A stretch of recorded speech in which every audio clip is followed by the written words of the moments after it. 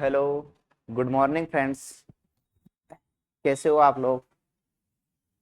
उम्मीद करता हूं कि आप सब लोग अच्छे होंगे, स्वस्थ होंगे। और एक बार फिर से शिक्षा सोपान के इस ऑनलाइन प्लेटफॉर्म पर आपका हार्दिक स्वागत है। जैसा कि आप देख रहे हैं, हमारा ये एलडीसी का आरंभ बैच 1.0 आपके सामने है। इसका पार्ट नंबर 3 आज आप लोगों के सामने आने वाला है। जैसा कि आपने हमारे इन पार्ट 2 को पहली वीडियो और दूसरी वीडियो में जो प्यार दिया था, उसके लिए आप लोगों का दिल से, तहे दिल से आभार। हमारे इस एलडीसी का जो ये आरंभ बैच चल रहा है, इसका पार्ट नंबर 1 और पार्ट नंबर 2 के अंदर जो आप लोगों ने पढ़ा, इसके बाद का अगला जो चीज थोड़ा सा रह गया है, उस चीज को आज हम क्लियर करते हैं। उसके बाद आप लोगों को अगला जो मिलने वाला है, जो अगला टॉपिक जो आपको मिलने वाला है, इतना खतरनाक और शानदार आपको कंटेंट मिलेगा एनसीईआरटी के क्वेश्चंस। एनसीईआरटी के बाद आपको अगला मिलेगा प्रीवियस ईयर के क्वेश्चंस। प्रीवियस ईयर के क्वेश्चंस की वीडियोस तो मैं इसलिए बोल रहा हूँ कि आपको कहीं ना कहीं मिल ही जाएगी, लेकिन एनसीईआरटी के वो क्वेश्चंस जो आजकल हमारी बोर्ड और जितनी भी सारी कंपटीशन की एग्जाम हो चुकी है, उन पर ट्रेंडिंग में चल रहे हैं क्वेश्चंस। और मैं ये मान के चल रहा हूं कि वो क्वेश्चन आपको इतने हेल्पफुल रहेंगे कि शायद मेरे हिसाब से आपको वो क्वेश्चंस डायरेक्ट ही एग्जाम के अंदर मिले।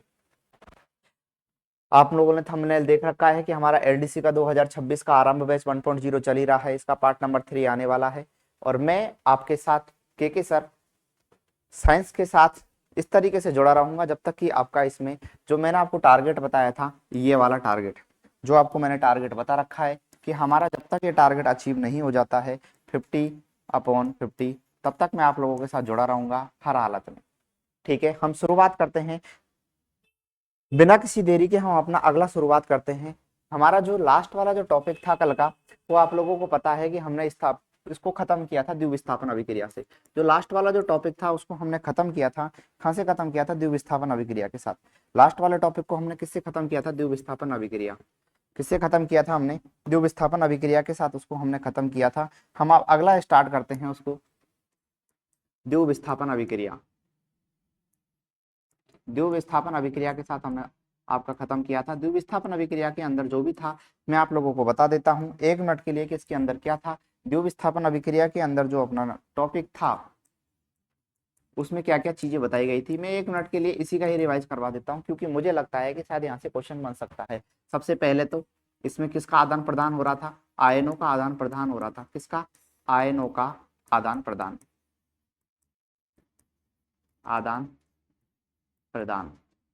साथ साथ इसमें जो अगली चीज बनती है वो क्या बनती है? अपक्षेपण। क्या बनता है? अपक्षेपण का निर्माण होता है। अब अपक्षेपण क्या होता है, मैं आजकल मैंने लिखवाना भूल गया था, मैं लिखवा देता हूं। जल के साथ अविलय, जल में अविलय पदार्थ। यदि पूछ भी ले तो आप ध्यान रखना इस चीज का, जल में अविलय पदार्थ, ये क्या होता है? अपक्षेपण होता है। अपक्षेपण का निर्माण होता है। यदि एग्जाम के अंदर आ जाता है कि अपक्षेपण का निर्माण कौन सी अभिक्रिया में होता है, तो आपको बताना है द्विविस्थापन अभिक्रिया। यदि पूछ ले कि अपक्षेपण क्या होता है, तो आपको बताना है कि जल में अविलय वो पदार्थ होता है जिसी को ही हम अपक्षेपण कहते हैं। इसके अलावा मैंने आपको इसका एग्जाम्पल भी बताया था। इसका एग्जाम्पल बहुत शानदार एग्जाम्पल था। सब कोई को हर कोई एग्जाम्पल याद करना होता है। मैंने बताया था इसका एग्जाम्पल क्या था? Na2SO4। और इसके साथ हम अभिक्रिया कर रहे थे बेरियम सल्फेट की, BaSO4। जब इसको हम बना रहे थे तो हमारे साथ एक तो सॉल्ट बनकर आ रहा था, NaCl बनकर आ रहा था। साथ में जो अभिक्रिया बनी थी वो क्या बनी थी? BaCl2। क्या बनकर आया था अपना? BaCl2।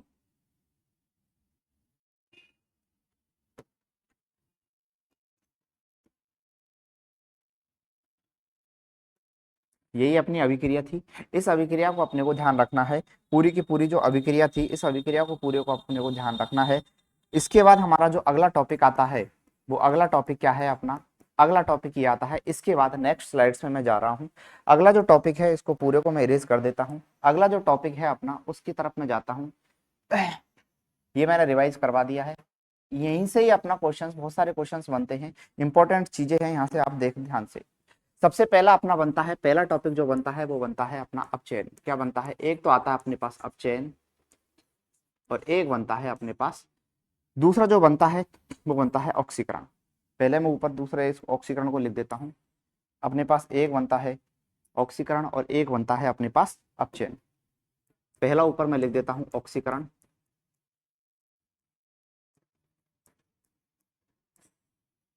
और दूसरा जो बनता है उसको लिखते हैं हम अपचयन। हमारे पास दो टॉपिक्स है, दो टॉपिक से क्वेश्चंस बनता है। यहाँ से पहले ही मैं आपको बता देता हूँ कि ऑक्सीकरण से कैसे क्वेश्चंस बनता है, अपचयन से कैसे क्वेश्चन बनता है। डायरेक्ट क्वेश्चन परीक्षा के अंदर आपको ऑप्शन मिलेगा और उसमें से ये पूछा जाता है कि किस पदार्थ का ऑक्सीकरण हो रहा है, या फिर ये क्वेश्चन पूछेगा कि इनमें से कौन सी अभिक्रिया है जिसके अंदर ऑक्सीकरण हो रहा है, या उसमें से पूछेगा कि निम्न में से कौन सी अभिक्रिया है जिसके अंदर अपचयन हो रहा है। ये आपको ध्यान रखना है। ऑक्सीकरण की यदि हम बात करते हैं तो ऑक्सीकरण के अंदर हमको सिंपली ज्यादा डीपली नहीं जाना है। ऑक्सीकरण के अंदर हमको याद रखना है कि जो ऑक्सीजन होता है, क्या होता है, ऑक्सीजन होता है। ऑक्सीजन क्या होता है, वो क्या करता है, इसमें जुड़ता है। अपने पास दो ही चीज होती है, हम इन चीज को जब पढ़ते हैं, ऑक्सीकरण जब अपचयन को पढ़ते हैं, तो एक तो अपने पास होता है ऑक्सीजन और एक अपने पास होता है हाइड्रोजन। दो ही अपने पास होती है, या तो ऑक्सीजन जुड़ेगा या फिर हाइड्रोजन जुड़ेगा, या तो ऑक्सीजन अलग होगा या तो हाइड्रोजन अलग होगा। अपने पास दो ही चीजें होती है। मैं फिर से बोल रहा हूँ, या तो अपने पास एक तो ऑक्सीजन, जैसे ही हमारे पास ऑक्सीकरण और अपचयन की बात होती है, हमारे पास जैसे ही ऑक्सीकरण और अपचयन की बात होती है, हमको माइंड में रखना है कि हमको या तो हाइड्रोजन को अलग करना है या ऑक्सीजन को अलग करना है, या फिर ऑक्सीजन को जोड़ना है या फिर हाइड्रोजन को जोड़ना है। दो ही चीज करनी है। नाम आपको दिख रहा है ऑक्सीकरण, कौन सा नाम दिख रहा है आपको, ऑक्सीकरण का नाम दिख रहा है। ऑक्सीकरण का नाम जैसे ही आता है आपको तुरंत क्या करना है कि इसके अंदर एक शब्द है ऑक्सीजन। कौन सा शब्द छुपा हुआ है इसमें, ऑक्सी शब्द छुपा हुआ है, मतलब जो ऑक्सीजन है वो उसमें क्या करता है, जुड़ता है। तो मैंने कहा कि या तो ऑक्सीजन जुड़ेगा या फिर हाइड्रोजन जुड़ेगा, या तो फिर ऑक्सीजन हटेगा या फिर हाइड्रोजन हटेगा। तो इसके अंदर क्या हो चुका है, ऑक्सीजन जुड़ चुका है। यदि इसके अंदर ऑक्सीजन जुड़ चुका है तो अगला पॉइंट अपना ये भी तो बन सकता है, एक पॉइंट के अलावा दूसरा पॉइंट, कि इसमें से जो हाइड्रोजन होता है, क्या होता है, हाइड्रोजन होता है, उसकी क्या होती है, हाइड्रोजन की कमी होती है। हाइड्रोजन क्या होता है, या तो हटता हम बोल देते हैं, या तो हटता है, या फिर इसकी क्या बोल देते हैं हम, हाइड्रोजन की कमी बोल सकते हैं। आई बात समझ में। या तो हाइड्रोजन इसमें से क्या होगा, हटेगा, या फिर ऑक्सीजन जुड़ेगा। दो ही चीज होगी अपने पास, सारे एग्जाम्पल से समझ में आएंगे। ऐसे ही मैं अपचयन की यदि बात करता हूं तो अपचयन के अंदर क्या होता है, मैं दो शब्द, मैं दो ही की बात कर रहा हूं, या तो अपने पास ऑक्सीजन है या फिर अपने पास क्या है, हाइड्रोजन है। यदि मैं ऑक्सीजन की बात करता हूं या फिर मैं बात करता हूं हाइड्रोजन की, किसकी बात करता हूं, हाइड्रोजन की, अपने पास दो ही चीज है, या तो अपने पास ऑक्सीजन है या अपने पास हाइड्रोजन है। या तो ऑक्सीजन, इसके अंदर देखो अब ध्यान से, यदि ऑक्सीकरण के अंदर ऑक्सीजन जुड़ रहा है तो अपचयन के अंदर है जो ऑक्सीजन है वो क्या होगा, हटेगा। क्या होगा, हटता है। दोनों को ध्यान से देखो, ऑक्सीकरण के अंदर ऑक्सीजन जुड़ता है और अपचयन के अंदर जो ऑक्सीजन है वो हटता है। और ऑक्सीकरण के अंदर हाइड्रोजन है वो जुड़ता है, इसके अंदर हाइड्रोजन क्या होता है, हटता है, लेकिन हाइड्रोजन है वो अपचयन के अंदर क्या होता है, जुड़ता है। बस ये इतना सा ही याद रखना है आपको। इसके अलावा बहुत सारी चीजें होती है कि इसमें ऋण विद्युत तत्व की कमी, धन विद्युत तत्व की कमी, इतने से सारे पे जाने की कोई जरूरत है ही नहीं है। ऋण विद्युत तत्व की कमी, धन विद्युत, ये कोई 10वीं का पेपर थोड़ी लग रहा है जो हमको सब कुछ लिखना है। इसके बाद हमको एग्जाम्पल पर जाना है। एग्जाम्पल सबसे इंपॉर्टेंट है, आपको वहीं से ही याद आएगी, सारी चीजें वहीं से ही समझ में आएगी, वो सारी चीजें आपको यहीं से ही समझ में आएगी। मैं इनके एग्जाम्पल की तरफ जा रहा हूँ, दोनों का साथ साथ एग्जाम्पल लेके चल रहा हूँ। पहला एग्जाम्पल इसमें लिख रहा हूँ, याद रखना, इनके थ्योरी के साथ याद रखना है आपको। पहला रखना है कि कॉपर के चूर्ण को आपको क्या करना है, गर्म करना है। क्या करना है, कॉपर के चूर्ण को गर्म करना। कल मैंने जितना भी सारा बताया था उसमें मैंने आपको थ्योरी के साथ बताया था कि जैसे कैल्शियम ऑक्साइड का हो गया या फिर बुझे हुए चूने वाली अभिक्रिया हो गई थी, ये सारा का सारा मैंने जितना भी बताया था उसी हिसाब से मैं लेके चल रहा हूँ कि कोई भी चीज मिस ना हो। कॉपर के चूर्ण को अपने को क्या करना है, कॉपर के चूर्ण को गर्म करने पर गर्म करना है। यदि कॉपर के चूर्ण को हमको गर्म करना है तो मैंने हमेशा एक चीज बोली थी कि गर्म करना होता है या जलना होता है तो हमको किसकी उपस्थिति में करते हैं, ऑक्सीजन की उपस्थिति में करते हैं। अपने पास पहला जो ऑप्शन है वो कौन सा है, कॉपर। सबसे पहले तो मैंने लिख दिया इसको कॉपर, और कॉपर को क्या करना है, मुझे गर्म करना है। अब गर्म होगा तो अपने पास, इसके लिए गर्म तब होगा जब अपने पास ऑक्सीजन उपस्थित होगी। क्लियर सी बात हो गई चीज। अपने पास सबसे पहले कॉपर ले लिया, कॉपर को मैंने क्या कर लिया, इसको गर्म कर दिया। और जब हम कॉपर को गर्म करते हैं, क्या किया मैंने, कॉपर को क्या किया मैंने, कॉपर को गर्म किया, इसको मैंने हीट कर दिया। जैसे ही मैंने कॉपर को गर्म किया तो कॉपर को गर्म करने के पीछे मेरे पास जो नया तत्व, जो नया पदार्थ बनकर आया था वो कौन सा बनकर आया है, कॉपर ऑक्साइड। कौन सा बनकर आया है, कॉपर ऑक्साइड बनकर आई है। इधर 2 मूलक है ऑक्सीजन के, कॉपर के भी इधर 2 मूलक है, तो इसको यदि बैलेंस करना है तो ये अभिक्रिया अपनी बैलेंस हो जाएगी। मैं एक बार फिर से दोबारा से मिटाकर उसको दोबारा से लिख रहा हूं, ध्यान से देखो। मैंने क्या कहा कि आपको थ्योरी हिंदी के साथ याद रखना है, और हिंदी के साथ ये जो अभिक्रिया है वो हिंदी के साथ अभिक्रिया में क्या कह रही है कि जो आपको अभिक्रिया चलानी है, आपको जो अभिक्रिया लिखनी है वो कैसे लिखनी है, कॉपर के चूर्ण को गर्म करना है। यदि कोई पूछ ले कि जो ऑक्सीकरण है, इसमें आपको डायरेक्ट पूछ ले कि कॉपर के चूर्ण के अंदर ऑक्सीकरण हो रहा है या अपचयन हो रहा है, जैसे ही हम कॉपर के चूर्ण को गर्म करते हैं, कॉपर के चूर्ण को यदि हम गर्म करते हैं, किसकी उपस्थिति में गर्म होगा, ऑक्सीजन की उपस्थिति में। क्या किया मैंने, इसको गर्म किया। क्या किया मैंने, इसको गर्म किया है। कॉपर के चूर्ण को जब हम गर्म करते हैं तो हमारे पास जो नया पदार्थ मिलकर आता है वो बनता है कॉपर ऑक्साइड। क्या बनकर आता है, कॉपर ऑक्साइड बनकर आता है। अपने पास जो नया पदार्थ बनकर आता है वो क्या बनकर आता है, कॉपर ऑक्साइड। क्या बनकर आता है अपने पास, कॉपर ऑक्साइड बनकर आया। आपको ये देखना है कि ऑक्सीजन इसके अंदर जुड़ी है या हटी है। इधर तो देखो ऑक्सीजन अलग है और इधर ऑक्सीजन इसके साथ जुड़कर आ गई है। मैंने भी ऊपर एक पॉइंट लिखा है कि ऑक्सीजन क्या होती है, यहाँ पर जुड़ती है। इसके अंदर यदि ऑक्सीजन जुड़ रही है तो ये जो अभिक्रिया बनी है, इस अभिक्रिया को हम क्या बोलते हैं, ऑक्सीकरण अभिक्रिया। कौन सी अभिक्रिया है ये, ऑक्सीकरण अभिक्रिया। आगे बात समझ में, यहाँ तक का समझ में आ गया होगा मेरे हिसाब से, शायद ये वाला आपको समझ में आ गया होगा। दूसरा वाला आप ध्यान से देखो, आपको कॉपर की जो ऑक्साइड है, कॉपर है ये अपने पास जो ये बन गया है, इसको मैं अगली एक उदाहरण की तरफ जा रहा हूं। मैं ध्यान से देखो इसको, इसका भी मैं उदाहरण समझा रहा हूं। अब अपने को क्या करना है, जो कॉपर ऑक्साइड बना है उसके अंदर जो कॉपर ऑक्साइड बना है उसमें क्या करना है, हाइड्रोजन गैस प्रवाहित करनी है। क्या करनी है, कॉपर जो ऑक्साइड बना है, कॉपर ऑक्साइड में मुझे क्या करनी है, कॉपर ऑक्साइड में हाइड्रोजन गैस क्या करनी है, प्रवाहित करनी है। कॉपर ऑक्साइड में जैसे ही हाइड्रोजन गैस प्रवाहित करेंगे, अपने पास कॉपर ऑक्साइड बन गया है। क्या बना है, कॉपर ऑक्साइड, CO। आपने कहा कि बिल्कुल सही है। मुझे कौन सी गैस प्रवाहित करनी है, हाइड्रोजन गैस प्रवाहित करनी है। क्या करनी है मुझे, हाइड्रोजन गैस प्रवाहित की। हाइड्रोजन गैस प्रवाहित करने के बाद आप जैसे ही देखोगे कि इसमें से जो कॉपर है वो अलग निकल कर आ जाता है और ऑक्सीजन है वो किसके साथ जुड़ जाती है, हाइड्रोजन के साथ जुड़ जाती है। अब की बार आप देखो, ध्यान से देखो, पहली वाली जो अभिक्रिया थी इन दोनों में आप कंपेयर करो। पहली वाली अभिक्रिया के अंदर तो देखो जो ऑक्सीजन अलग था और यहाँ पर साथ में हो गया है, यहाँ पर ऑक्सीजन इसके साथ में था लेकिन ऑक्सीजन इससे हटकर दूसरी तरफ चला गया है, अब अलग अलग हो गया है। अब आप कहोगे कि सर हाइड्रोजन के साथ ये जुड़ चुका है। यदि हाइड्रोजन के साथ जुड़ रहा है तो आप देखोगे हाइड्रोजन का जुड़ना यदि कोई सी अभिक्रिया के अंदर आता है तो वो कौन सी अभिक्रिया है, अपचयन अभिक्रिया है। आपको देखना है कि इसके अंदर क्या हो रहा है, जो कॉपर है उससे ऑक्सीजन क्या हो रही है, हट रही है। आ गई बात समझ में। मैं आपसे उम्मीद करता हूं कि जो मैंने इतना सारा टॉपिक समझाया है ये आपके समझ में आया होगा। दोबारा से एक बार फिर से समझा देता हूं कि ऑक्सीकरण और अपचयन हम दो अभिक्रिया पढ़ रहे हैं। ऑक्सीकरण अभिक्रिया के अंदर क्या होता है, ऑक्सीजन जुड़ता है और अपचयन अभिक्रिया के अंदर क्या होता है, ऑक्सीजन हटता है। ऑक्सीकरण अभिक्रिया के अंदर जो हाइड्रोजन है वो हटता है और अपचयन अभिक्रिया के अंदर जो हाइड्रोजन है वो जुड़ता है। आपको यही देखना है कि वो जुड़ रहा है या हट रहा है, अपने जिस तत्व के साथ वो है उससे वो दूर जा रहा है या किसी और दूसरे तत्व के साथ वो जुड़ रहा है। आपको ये देखना है। देखो यहाँ पर पहले तो ये कॉपर के साथ ये अलग था, फिर बाद में ये कॉपर के साथ में आ गया। बिल्कुल सही बात है। क्या हुआ यहाँ पर, जो ऑक्सीजन है वो किसके साथ जुड़ गई, कॉपर के साथ जुड़ गई। क्वेश्चन यहाँ से दो तरीके से पूछेगा, या तो आपको डायरेक्ट ये अभिक्रिया बनाकर दे देगा और ये पूछ लेगा कि ये किस तरीके की अभिक्रिया है, इसके अंदर अपचयन हो रहा है या ऑक्सीकरण हो रहा है, ये पूछ लेगा आपसे। तो आपको बताना है कि ये कैसी अभिक्रिया है, ऑक्सीकरण अभिक्रिया। दूसरा, आप इसमें देखो ध्यान से कि इसमें कॉपर के साथ ऑक्सीजन यहाँ पर जुड़ा हुआ है, कॉपर के साथ से ऑक्सीजन हट गई है इसमें।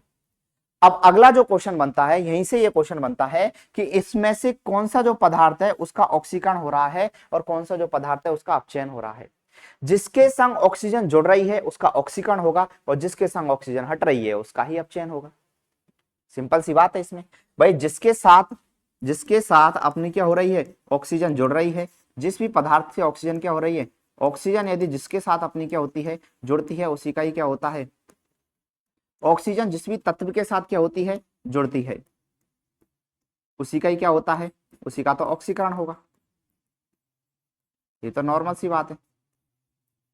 और जिसके साथ हटती है उसी का ही क्या होगा, अपचयन होगा। इसमें देखो क्या जो ऑक्सीजन है वो कौन से वाले तत्व के साथ जुड़ रही है, कॉपर के साथ जुड़ रही है। तो इसको आप स्टार लगाकर ये लिख लो कि क्वेश्चन यही तरीके से पूछा जाता है, मैक्सिमम बार यही पूछा जाता है कि निम्न में से कौन से पदार्थ का क्या हुआ है, इसमें ऑक्सीकरण हुआ है। तो ऑक्सीकरण पूछेगा कि कौन से पदार्थ का हुआ है, कि आपके किसके साथ ऑक्सीजन जुड़ी है, कि सर कॉपर के साथ जुड़ी है। तो आपको लिखना है किसका ऑक्सीकरण हुआ है यहाँ पर, कॉपर का। किसका हुआ है, कॉपर का क्या हुआ है यहाँ पर, ऑक्सीकरण किसका हुआ है, कॉपर का।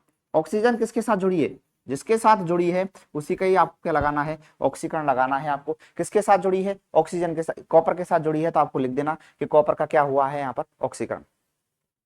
यहाँ पर देखो कि कॉपर से क्या हो रही है, ऑक्सीजन अलग हो रही है। यदि ऑक्सीजन क्या हो रही है, अलग हो रही है, जिसके साथ ऑक्सीजन अलग हो रही है, अलग हो रही है, तो मैंने बताया कि अलग होने की कंडीशन में अपन क्या लिखते हैं, उसका अपचयन लिखते हैं। और जिसके साथ से अलग हो रही है, जिससे अलग हो रही है, उसी का ही अपचयन होता है, ये ध्यान रखना।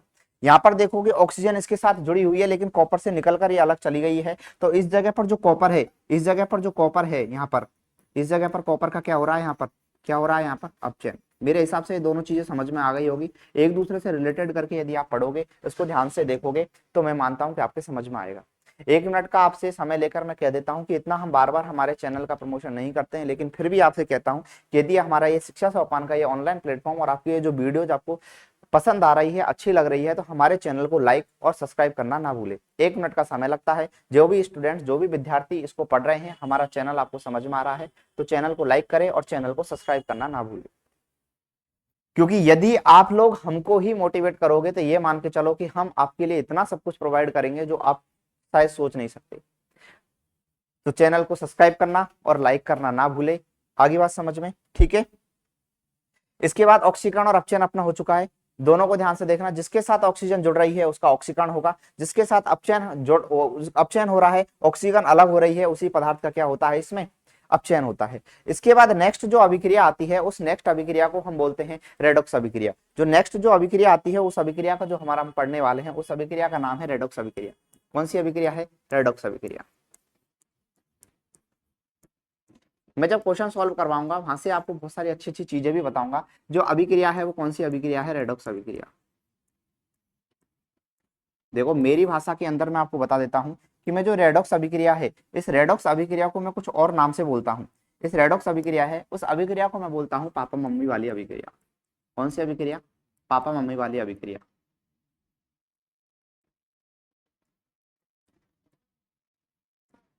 यदि कोई पूछे कि पापा मम्मी वाली अभिक्रिया कौन सी है, तो आप कह देना कि रेडॉक्स अभिक्रिया है। और पापा मम्मी आपको कैसे याद रखना है, इनमें से कोई तो एक आपका क्या होगा, ऑक्सीकरण होगा। क्या होगा, एक तो कोई तो आपका एक ऑक्सीकरण होगा, और इनमें से ही कोई एक आपका क्या होगा, अपचयन होगा। मैंने मान लिया है कि पापा को मैंने क्या मान लिया है, ऑक्सीकरण मान लिया है, और मम्मी को मैंने क्या मान लिया है, अपचयन मान लिया है। कहने का मतलब ये होता है अपना, सिंपल सी भाषा के अंदर, जो ऑक्सीकरण अभिक्रिया होती है, रेडॉक्स अभिक्रिया होती है, रेडॉक्स अभिक्रिया को पापा मम्मी वाली अभिक्रिया बोली है मैंने। पापा मम्मी वाली अभिक्रिया क्यों बोली है, कि इसमें जो जहां पर पापा जाते हैं वहीं पर मम्मी जाती है। मतलब यदि जहां पर पापा जा रहे हैं वहीं पर मम्मी जागी। यदि एक के साथ ऑक्सीकरण हो रहा है, तो उसी के साथ अपचयन भी होगा। मतलब रेडॉक्स अभिक्रिया के अंदर दोनों ही चीज साथ में चलती है, दोनों साथ में चलती है, और दोनों क्या है, दोनों साथ चलती है। और वो दोनों चीज कौन सी है, ये भी देखनी है आपको, दोनों कौन सी है। एक तो अपने पास कौन सा है, ऑक्सीकरण है। कौन सा है अपने पास, ऑक्सीकरण है। और एक अपने पास कौन सा है, अपचयन है। एक तो अपने पास क्या है, ऑक्सीकरण है, एक अपने पास क्या है, अपचयन है। मतलब ये होता है कि रेडॉक्स अभिक्रिया के अंदर हम जब बात करते हैं, रेडॉक्स अभिक्रिया के अंदर हम जब बात करते हैं, तो रेडॉक्स अभिक्रिया के अंदर हमको जब बात आती है कौन सी वाली, कि पापा मम्मी वाली अभिक्रिया कौन सी होती है, मैंने इसलिए मिटाया है क्योंकि मुझे लगता है कि शायद आपको दिखने में प्रॉब्लम आ रही होगी, इसलिए मैंने इसको मिटा दिया है। मैं दूसरा वाला मार्कर यूज में ले लेता हूं। ये वाली जो अभिक्रिया होती है, रेडॉक्स अभिक्रिया, इसमें ऑक्सीकरण और अपचयन जो अभिक्रिया होती है, ऑक्सीकरण जो अपक्षरण होती है, दोनों क्या होती है, दोनों साथ साथ चलती है। दोनों क्या चलती है, साथ साथ चलती है। मतलब यदि उसी अभिक्रिया के अंदर ऑक्सीकरण भी होगा और उसी के अंदर अपचयन भी होगा, और आपने दोनों चीज पढ़ रखी है, ऑक्सीकरण भी आपने पढ़ रखा है, अपचयन भी आप लोगों ने पढ़ रखा है। ऑक्सीकरण में क्या होता है, ऑक्सीजन जुड़ती है। अपचयन के अंदर क्या होता है, ऑक्सीजन हटती है। ऑक्सीकरण के अंदर क्या होता है, हाइड्रोजन अलग होता है, और अपचयन के अंदर क्या होता है, हाइड्रोजन जुड़ता है। इसमें दोनों ही चीजें होगी, ऑक्सीजन या तो जुड़ेगी या फिर ऑक्सीजन हटेगी, या तो हाइड्रोजन जुड़ेगा या फिर हाइड्रोजन हटेगा। कहने का मतलब यह है कि ऑक्सीजन जुड़ेगी भी और हटेगी भी, ऑक्सीजन जुड़ेगा भी हटेगा भी। यदि दोनों ही साथ साथ हो रहा है, ऑक्सीकरण भी हो रहा है, अपचयन भी हो रहा है, तो ऐसी अभिक्रिया को हम बोलते हैं पापा मम्मी वाली अभिक्रिया। और पापा मम्मी वाली जो अभिक्रिया है, उसी अभिक्रिया का जो नाम है, उसी को बोलते हैं रेडॉक्स अभिक्रिया। और आज से याद रखना कि रेडॉक्स अभिक्रिया का एक नया नाम निकल कर आया है, उसी को हम बोलते हैं पापा मम्मी वाली अभिक्रिया। और यदि आज से कोई पूछेगी पापा मम्मी वाली अभिक्रिया किसने खोज की है, तो बता देना कि ये सारी अभिक्रिया का जो नाम बताया है, वो हमारे साइंस के फेवरेट सर है, उनका नाम है के सर। ठीक है। रेडॉक्स अभिक्रिया और अपचयन अभिक्रिया का मैं आपको यहीं से उदाहरण देकर समझाता हूं कि कैसे इसके अंदर ऑक्सीजन जुड़ेगी और कैसे इसके अंदर अपचयन होता है और कैसे इसका ऑक्सीकरण होता है। एक चीज ध्यान रखना बस थोड़ा सा, कि ये जो जितने भी सारे मैं एग्जांपल्स लिखा रहा हूं, यदि आपको ये याद नहीं हो रहे हैं, तो रोजाना का एक काम करना है, रोजाना की एक अभिक्रिया आपको पढ़नी है। क्योंकि जितने भी मैंने एग्जाम्पल लिखाए हैं वो कहीं ना किसी एग्जाम के अंदर, यदि एलडीसी के अंदर अभिक्रियाओं से क्वेश्चन आता है तो ये मैं चैलेंज के साथ और दावे के साथ कह रहा हूं कि इन्हीं ही सारे एग्जाम्पल से एक भी एग्जाम्पल बाहर नहीं जाएगा, इस चीज की गारंटी है। तो जब मैं इतनी गारंटी के साथ बोल रहा हूं तो आप लोग को पढ़ने में क्या जाता है, 5-7 अभिक्रिया मैंने टोटल मिलाकर लिखवाइए, उन अभिक्रियाओं को आपको पढ़ना है। मैं इसका लिखवा रहा हूं उदाहरण, किसका, रेडॉक्स अभिक्रिया का। रेडॉक्स अभिक्रिया का मैंने उदाहरण लिखवाया है। रेडॉक्स अभिक्रिया का उदाहरण मैंने वही कॉपर वाला, क्योंकि अपन ऑक्सीकरण और अपचयन के अंदर भी वही पढ़ के आए हैं, कॉपर वाला ही पढ़ के आए हैं। इसके अंदर भी मैंने क्या लिखवाया है, CuO, और CuO को मैंने क्या किया था, उसके अंदर हाइड्रोजन गैस प्रवाहित की थी। क्या की थी मैंने, हाइड्रोजन गैस। आप बोलोगे कि सर अभी अभी आपने ये जो उदाहरण लिखवाया है वो अपचयन के अंदर लिखवाया है। मैंने बिल्कुल लिखवाया है, इसको ध्यान से देखो। इसको अभिक्रिया के अंदर जब हम चलते हैं तो इसमें क्या लिखवाया था मैंने कि CuO, और फिर बाद में क्या हो गया था, Cu के साथ अपने को हाइड्रोजन किसके साथ, ऑक्सीजन किसके साथ जुड़ गई थी, हाइड्रोजन के साथ जुड़ गई। किसके साथ जुड़ गई है, हाइड्रोजन के साथ जुड़ गई है। आप लोग ध्यान से देखो, इधर इधर ध्यान से आप लोग देखोगे तो आपको एक चीज बहुत अच्छे से नजर में आ गई कि ये CuO से Cu बन रहा है। CuO से ये क्या बन रहा है, CuO से क्या बन गया, ये CO। इसको नीचे लिख देता हूं पूरी अभिक्रिया को थोड़ा सा, CuO, और इसके साथ जो अपने क्या किया था, हाइड्रोजन गैस प्रवाहित की थी। हाइड्रोजन गैस प्रवाहित करने के बाद जो नई अभिक्रिया बनकर आई थी वो क्या बनी थी, CO, और ऑक्सीजन है वो किसके साथ आ गया है, अब ऑक्सीजन हाइड्रोजन के साथ आ गया है, और हाइड्रोजन के साथ जुड़कर ये एक नई अभिक्रिया का निर्माण कर दिया है। क्या बन गया है ये, क्या हुआ इसमें, हुआ क्या कि यहाँ से यहाँ तक हम देखते हैं, इस जगह तक, यदि यहाँ से यहाँ तक देखा गया था कि कॉपर ऑक्साइड के साथ ऑक्सीजन जुड़ी हुई थी, यहाँ से ऑक्सीजन हट गई है। और मैंने आपको बताया है कि यदि ऑक्सीजन हट रही है, यदि ऑक्सीजन हट रही है तो ऑक्सीजन हट रही है तो उस वाली अभिक्रिया को हम बोलते हैं अपचयन। क्या बोलते हैं उसमें, अपचयन।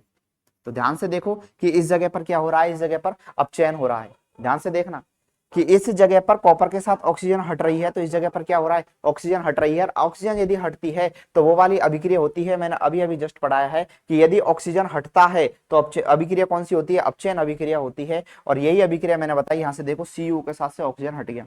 नीचे वाली के अंदर आप देखो, ध्यान से देखो, यहाँ से यदि हम यहाँ तक जाते हैं तो आप देखोगे कि हाइड्रोजन यहाँ पर अलग था, इस जगह पर ऑक्सीजन आ चुकी है। मतलब इस जगह पर क्या हो रहा है, इस जगह पर ऑक्सीकरण हो रहा है। क्या हो रहा है, इस जगह पर ऑक्सीकरण हो रहा है। क्या हो रहा है, इस जगह पर ऑक्सीकरण हो रहा है। आपको एक चीज और मैं बता देता हूं कि यदि आपको हमको अपचयन पढ़ना है, यदि हमको क्या देखना है, अपचयन पढ़ना है, तो अपचयन का एक दूसरा नाम और होता है, अपचयन का एक दूसरा नाम और होता है, और उसको हम बोलते हैं अपचायक। क्या बोलते हैं इसको, अपचायक भी बोलते हैं इसको। और जो ऑक्सीकरण होता है, ऑक्सीकरण को हम बोलते हैं उपचयन। क्या बोलते हैं इसको, अपचयन। क्या बोलते हैं इसको, अपचयन। कभी कभी ये शब्द भी लिखा हुआ मिल जाता है, मैं उस पहली वाली स्लाइड के अंदर भी ये ऐड कर देता हूं कि जो ऑक्सीकरण होती है अपनी, क्या होती है, ऑक्सीकरण होती है। इसी ऑक्सीकरण का जो अपना एक दूसरा नाम और होता है, उस ऑक्सीकरण का जो दूसरा नाम है वो ये है कि इसी के साथ अपने को ऐड करना है क्या, इसी को ही हम क्या बोलते हैं, ऑक्सीकरण को ही हम क्या बोलते हैं, अपचयन। क्या बोलते हैं इसी को ही, उपचयन, सॉरी, क्या बोलते हैं इसको, उपचयन।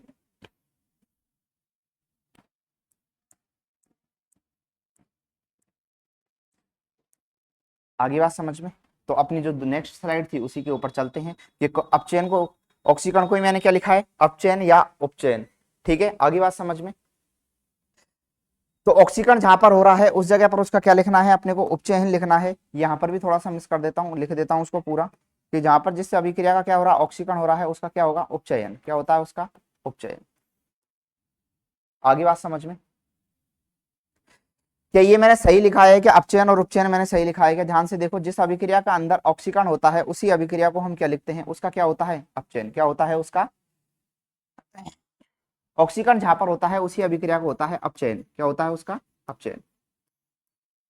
कौन से पदार्थ का अपचयन हुआ है, कौन से पदार्थ का ऑक्सीकरण हुआ है, ये आपको मैं फिर से समझा देता हूं कि दोनों अभिक्रिया साथ साथ चलनी चाहिए रेडॉक्स अभिक्रिया के लिए। एक का ऑक्सीकरण होना चाहिए और एक का क्या होना चाहिए, अपचयन होना चाहिए। देखो यहाँ से ऑक्सीजन थी, अलग हो चुकी है, यहाँ पर ऑक्सीजन इसके साथ में आ चुकी है, मतलब एक का अपचयन भी हो गया है और एक का क्या हो चुका है, ऑक्सीकरण भी हो चुका है। मतलब दोनों ऑक्सीकरण और अपचयन दोनों साथ साथ आ चुकी है, और दोनों ही साथ साथ आ चुकी है। तो आपको बोलना है कि ये किस प्रकार की अभिक्रिया है, कि सर ये रेडॉक्स अभिक्रिया है। कैसी अभिक्रिया है, रेडॉक्स अभिक्रिया है। आपको ये जो एग्जाम्पल मैंने लिखवाया है रेडॉक्स अभिक्रिया का, सबसे इंपॉर्टेंट एग्जाम्पल मैंने लिखवा दिया। इसके बाद हम नेक्स्ट स्लाइड की तरफ चलते हैं, जो कि हमारा थोड़ा सा बचा है। ये कोई इतना इंपॉर्टेंट है नहीं है, लेकिन एग्जांपल से यहाँ से डायरेक्ट आ जाता है क्वेश्चन।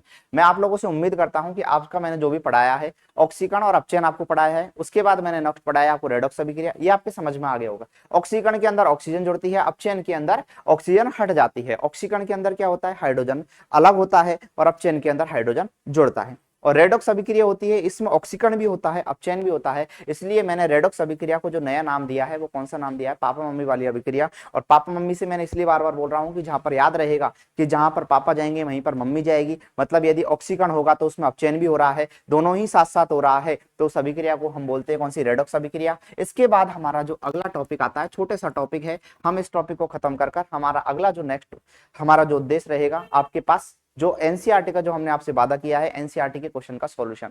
और वो एनसीईआरटी के क्वेश्चन इतने खतरनाक, इतने शानदार है कि जितने भी सारा हमने पढ़ा है वो पूरा क्लियर हो जाएगा। इसके बाद आप खुद कहीं से भी आपका जहां से मन करे वहीं से उन बुक से आप एनसीईआरटी के हो चाहे प्रीवियस ईयर के क्वेश्चन हो, आप लगा के देखना, आप खुद कहोगे कि ये साइंस की हमने शिक्षा सोपान के सर से साइंस पढ़ने के पीछे हमारा जो ऑक्सीकरण या हमारी जो रासायनिक अभिक्रिया वाला जो टॉपिक था बहुत वीक था, वो आपके वास्ते हमारा कभी भी हमारा वीक नहीं रहेगा, आपका क्लियर हो जाएगा। नेक्स्ट जो टॉपिक आता है वो क्या आता है, संचारण। क्या आता है, संचारण। यहां से डायरेक्ट क्वेश्चन पूछ लिया जाता है कि संचारण क्या होता है। सिंपल सी बात होती है कि कोई भी पदार्थ है, कोई भी वस्तु है, यदि उसको हम खुले में छोड़ देते हैं, किसमें छोड़ देते हैं, खुले में यदि हम उसको छोड़ देते हैं, तो खुले में अपने को पता है कि वहां पर क्या उपस्थित होती है, उमस रहती है, और जिसको हम क्या बोलते हैं, आर्द्रता बोलते हैं। क्या बोलते हैं उसको, आर्द्रता बोलते हैं। यदि कोई पदार्थ है आर्द्रता के संपर्क में आ जाता है, यदि उसको हमने खुले में रख दिया है, और खुले में रखने के पीछे उसको किस में रख दिया हमने, आर्द्रता के संपर्क में आ रहा है, साथ साथ एक शब्द और मिलता है आपको, किसी भी अम्लीय चीज के साथ में संपर्क में आ रहा है, किसी भी अम्लीय चीज के संपर्क में आता है, तो जो वो वस्तु होती है वो क्या होने लग जाती है, यदि उसके किसी वस्तु के साथ आर्द्रता या अम्ल के संपर्क में आती है, तो वो वस्तु है वो क्या होने लग जाती है, संचारित होने लग जाती है। वो क्या होने लग जाती है, संचारित होने लग जाती है। और संचारित यदि कोई वस्तु हो जाती है तो उसी को ही हम बोलते हैं संचारण। आपको केवल यहां से दो चीज याद रखनी है कि संचारण कब होगा, जब वो वस्तु आर्द्रता के संपर्क में आएगी या फिर किसी अम्लीय पदार्थ के या अम्लीय चीज के संपर्क में आएगी, तब उसका संचारण होगा। आपको सिंपल से यहाँ से उदाहरण रखना है, बहुत इंपॉर्टेंट एग्जाम्पल मैं आपको लिखवा देता हूँ, दो या तीन इसके इंपॉर्टेंट एग्जाम्पल है। क्या याद रखना है आपको, दो शब्द याद रखने, एक तो चांदी और एक तांबा। आप लोगों ने कभी देखा होगा कि चांदी को यदि हम खुले में रख देते हैं, तो आप देखते हो कि कुछ बात के बाद उसके ऊपर, जैसे कि बरसात के दिनों में या फिर और भी टाइम पर चांदी को या तांबा को हम खुले में रख देते हैं, तो उसके ऊपर जो परत है ना वो अलग हो जाती है, उसका कलर ही चेंज हो जाता है। आप लोगों ने देखा होगा कि चांदी के ऊपर कैसा कलर बन जाता है। आप लोगों को पता है कि नॉर्मली हम यदि कोई भी चीज को मान लो कि थोड़ी देर के लिए, कि जैसे कि मैंने ये पेंडल पैर रखा है गले के अंदर, तो वो पसीने के संपर्क में आती है, मतलब कहीं ना कहीं नमी के संपर्क में आ रही है, तो चांदी का कलर आप लोगों ने जनरली देखा होगा कैसा बन जाता है, काली हो जाती है चांदी। कैसी हो जाती है, चांदी जो बिल्कुल सफेद थी वो कैसी हो गई, काली हो गई। मतलब चांदी के ऊपर किसकी वजह से काला परत आया, संचारण की वजह से, मतलब किसका संचारण हो गया, चांदी का संचारण हुआ है। तो आपको एक तो याद रखना है चांदी वाला, कौन सा याद रखना है, चांदी की परत का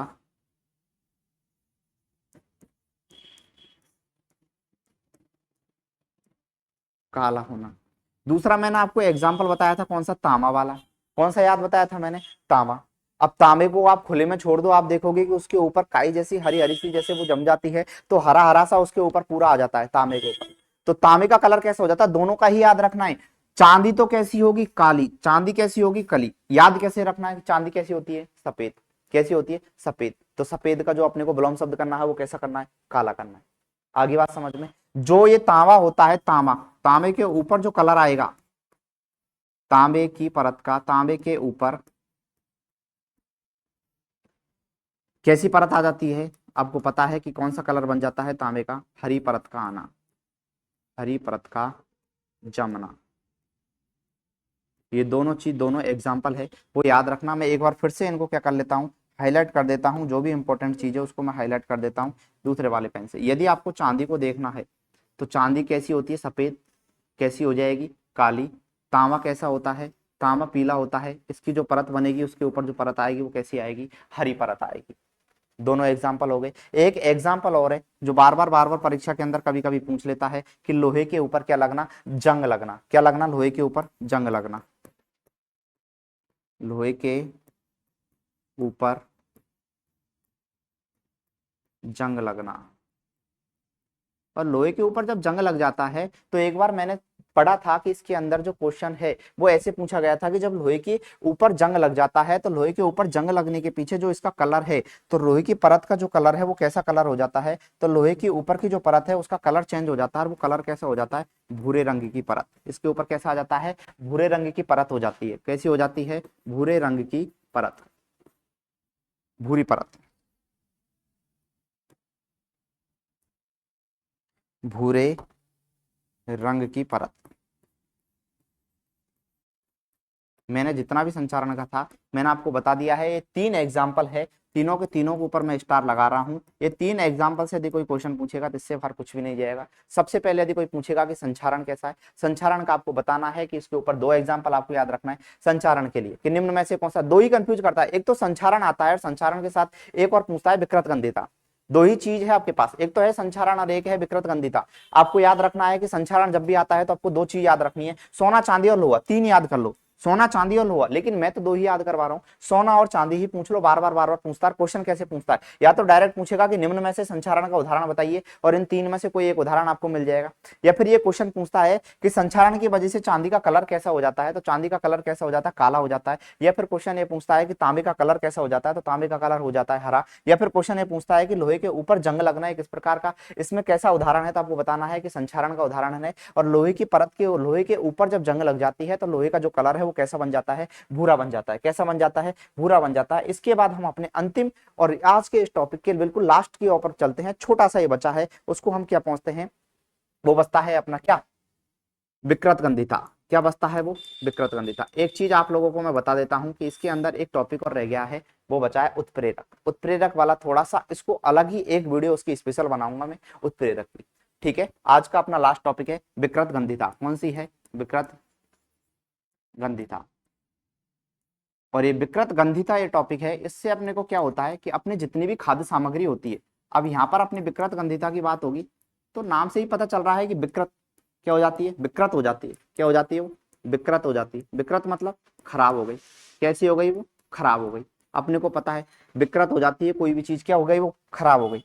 यदि कोई भी चीज विकृत हो गई है, खराब हो गई है, तो इसका मतलब क्या है कि उसके ऊपर कहीं ना कहीं ऐसी चीज का या फिर कुछ ऐसे ही उसका स्वाद चेंज हो गया है, या किसी किसी कारण की वजह से। कब होता है, जब लंबे टाइम के लिए अपनी जो खाद्य पदार्थ होती है, खा होता है अपने लंबे टाइम के लिए कोई भी खाद्य पदार्थ होता है वो क्या हो जाता है, उसका स्वाद बदल जाता है।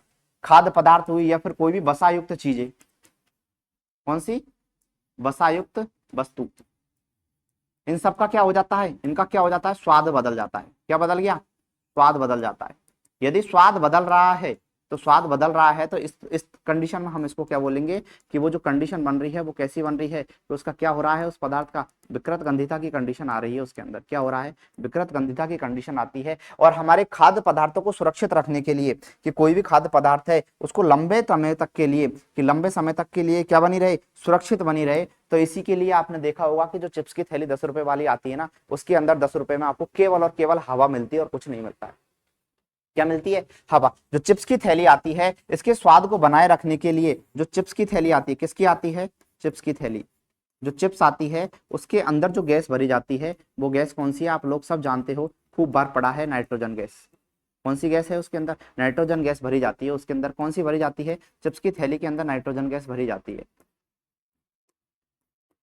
कौन सी गैस भरी गई है, नाइट्रोजन गैस भरी जाती है। आपका इंपॉर्टेंट ये नहीं है कि चिप्स की थैली के अंदर, क्योंकि ये कई बार क्वेश्चन पूछ चुका है कि चिप्स की थैली के अंदर कौन सी गैस भरी जाती है, कि नाइट्रोजन गैस भरी जाती है। ये तो अपन ने कई लोग कई बार पढ़ भी लिया है, लेकिन इंपॉर्टेंट चीज ये है कि जो अपने को क्वेश्चन ये पूछता है कि नाइट्रोजन गैस भरी जाती है वो किस लिए भरी जाती है, अपने को क्या रोकना है, विकृत गंधित कोई वो पदार्थ है उसको विकृत होने से रोकना है। तो पूछेगा, अब की बार हो सकता है क्वेश्चन ये पूछ ले कि चिप्स की थैली के अंदर जो आपको नाइट्रोजन गैस भरी जाती है वो किसको रोकने के लिए की जाती है, तो आपको बताना है किसको, विकृत गंधिता को रोकने के लिए की जाती है। आगे बात समझ में, एक बार मैं जल्दी से आपका रिवाइज करवा देता हूं जो भी पढ़ाया है वो आज का। शुरू से मैंने आपको बताया है कि ऑक्सीकरण और अपचयन पढ़ा है। ऑक्सीकरण अभिक्रिया के अंदर ऑक्सीजन जुड़ेगा, अपचयन के अंदर ऑक्सीजन हटेगा, ऑक्सीकरण के अंदर हाइड्रोजन जुड़ता है, अपचयन के अंदर हाइड्रोजन हटता है। आगे बात समझ में, सिंपल सा जो मैंने ये एग्जांपल आपको समझाया है बहुत इंपॉर्टेंट एग्जांपल है, यही याद रखना, कई बार क्वेश्चन पूछा गया है। कॉपर वाला याद रखना, जैसे ही अपने पास ऑक्सीकरण आ जाए या अपचयन आ जाए या रेडॉक्स अभिक्रिया आ जाए, आपको कॉपर वाला याद रखना है कि कॉपर का क्या करना है, या तो ऑक्सीजन जुड़ेगी या फिर हटेगी। ऑक्सीजन जुड़ गई, यहाँ पर क्या हो गया, जुड़ रही है ऑक्सीजन, ऑक्सीकरण, ऑक्सीजन हट गई, क्या हो गया, अपचयन हो गया है। और यदि दोनों ही साथ साथ हो रही है तो अभिक्रिया कैसी हो गई, पापा मम्मी वाली अभिक्रिया हो गई, मतलब ऑक्सीकरण भी हो गया, अपचयन भी हो गया, दोनों ही साथ साथ हो गया है। कई बार पूछा गया है कि इनमें से कौन से पदार्थ का तो ऑक्सीकरण हुआ है, कौन से पदार्थ का अपचयन हुआ है, तो आपको बताना है कि ऑक्सीजन यदि हट रही है, ऑक्सीजन हट रही है किसके साथ, कॉपर के साथ से, तो कॉपर से ऑक्सीजन हट गई तो उसका क्या करना, ऑक्सीजन का हटना अपचयन। तो कोई पूछे कि किसका अपचयन हो रहा है, तो कॉपर का तो क्या हो रहा है यहाँ पर, अपचयन, क्या हो रहा है यहाँ पर, अपचयन। और किसके साथ ऑक्सीजन जुड़ रही है, हाइड्रोजन के साथ, तो हाइड्रोजन का यहाँ पर क्या हो रहा है, ऑक्सीकरण, क्या हो रहा है यहाँ पर, हाइड्रोजन का ऑक्सीकरण। आगे बात समझ में। इसके बाद अपना जो नेक्स्ट स्लाइड थी वो ये थी अपनी संचारण वाली। संचारण से आपको याद, जैसे ही संचारण आपका आ जाता है आपको दो चीज याद रखनी है, एक तो याद रखनी तांबा और एक याद रखनी चांदी। चांदी कैसी होती है, सफेद, सफेद का कलर कैसा हो गया, काला। तांबा कैसा होता है, पीला, कलर कैसा हो गया, हरा। और लोहे के ऊपर जब जंग लग जाती है तो हम लोगों को जनरली पता है कि कलर कैसा हो जाता है, भूरा भूरा ब्राउन ब्राउन कलर हो जाता है, तो ये ब्राउन कलर में बन जाती है। इसके बाद नेक्स्ट आती है विकृत गंधिता, और विकृत गंधिता से आपको शब्द पकड़ना है विकृत होने से, और किसको विकृत होने से रोकना है, खाने पीने वाली चीजों को, किसको, खाद्य पदार्थों को। और खाद्य पदार्थों को अपने को खाने पीने से रोकना है तो कई बार पूछा गया है कि जो चिप्स की थैली होती है, चिप्स की थैली के अंदर जो गैस भरी जाती है वो कौन सी भरी जाती है, नाइट्रोजन गैस भरी जाती है। लेकिन आपको याद रखना है कि चिप्स की थैली के अंदर नाइट्रोजन गैस क्यों भरी जाती है, उस चिप्स को क्या होने से, विकृत होने से रोकने के लिए। आगे बात समझ में। हमारा ये आज का टॉपिक यहीं पर सेशन समाप्त होता है। यदि आपको ये चैनल पसंद आता है तो हमारे चैनल को लाइक और सब्सक्राइब करना ना भूले। मिलते हैं अगले चैनल पर, धन्यवाद।